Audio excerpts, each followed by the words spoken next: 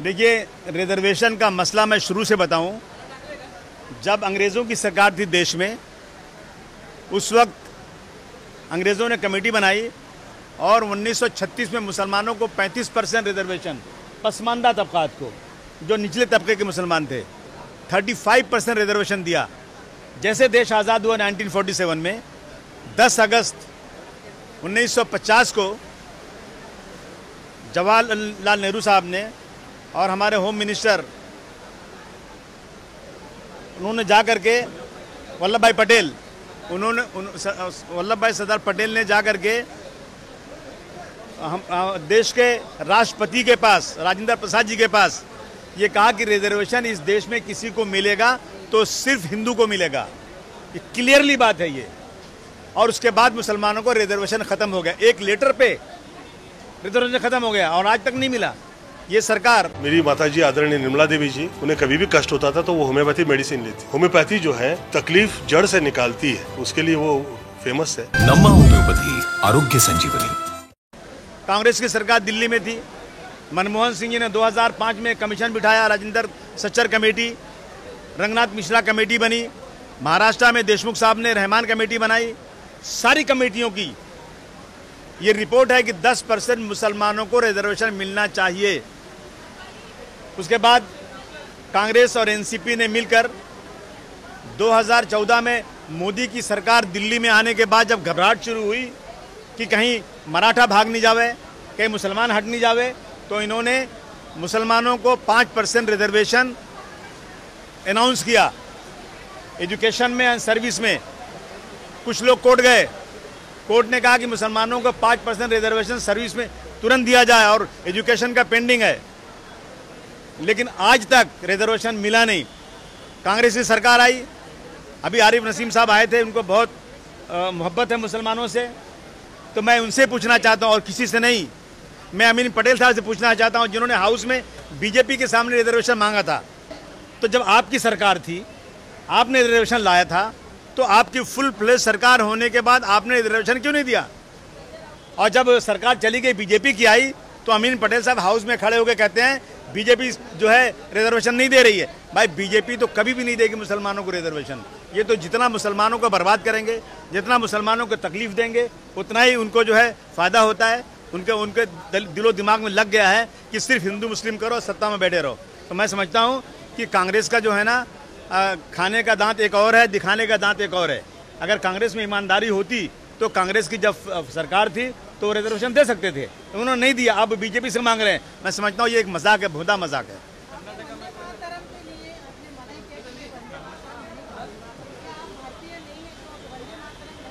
क्या देश किसी के कहने से चलेगा या देश संविधान से चलेगा?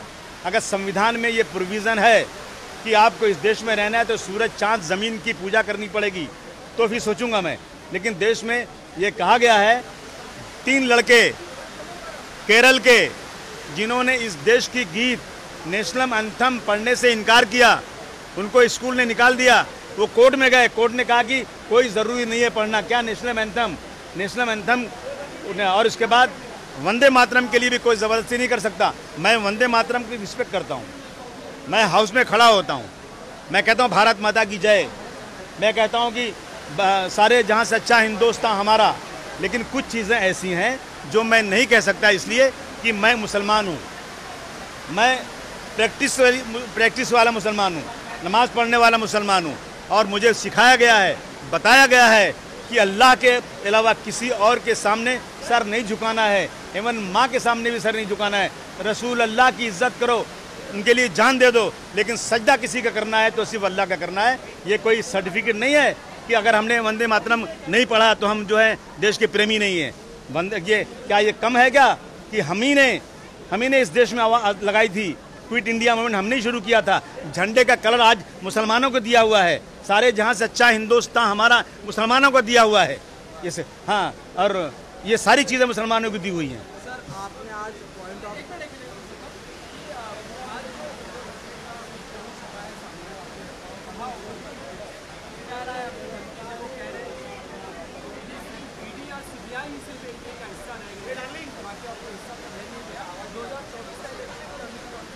नहीं देखिए ना, ये तो अभी आज कोई भी यही बोल रहा है ना, ये कोई भी इसलिए बोल रहा है ये कि जब प्रधानमंत्री भोपाल में कहते हैं कि हम भ्रष्टाचार खत्म करेंगे, इनको गिरफ्तार करेंगे, चक्की पीसिंग, और प्रधानमंत्री खुद लेते हैं पार्टी में अपने से अलायंस करते हैं और बड़ी बड़ी ओहदे देते हैं, तो मैं पूछूं उनसे कि ये जितने गए हैं इन पे आपने ईडी की पहले ईडी में सबको केस किया ईडी का, अब इनको गिरफ्तार करने वाले थे। मैं समझता हूँ कि ईडी और इनकम टैक्स से डरा का जो काम हो रहा है ना, वो 1947 से आज तक किसी ने नहीं किया था, ये लोग कर रहे हैं। यही महाराष्ट्र हो ही रहा है, हर जगह हो रहा है, सबको डराया जा रहा है। क्या तरीका है ये? और जो इधर आ जाएगा ना, कितना भी करप्टेड हो, कितना भी भ्रष्टाचारी हो, उनके वॉशिंग में बैठ गया, बटन दबाओ, 2 मिनट में साफ सारा मामला क्लियर। अरे अबू भाई छोटा आदमी, अबू भाई तो कभी मंत्री रहा ही नहीं, अबू भाई तो फुटपाथ पे रहने वाला आदमी है, उसका क्या बिगड़ेगा?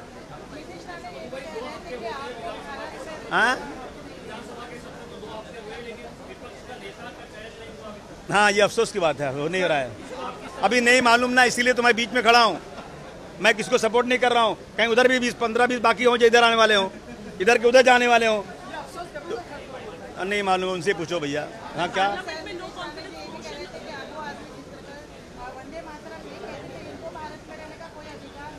महाराष्ट्र किसी के बाप की जागीर नहीं है, सभी का खून है शामिल यहाँ की मिट्टी में, किसी के बाप का हिंदुस्तान थोड़ी है।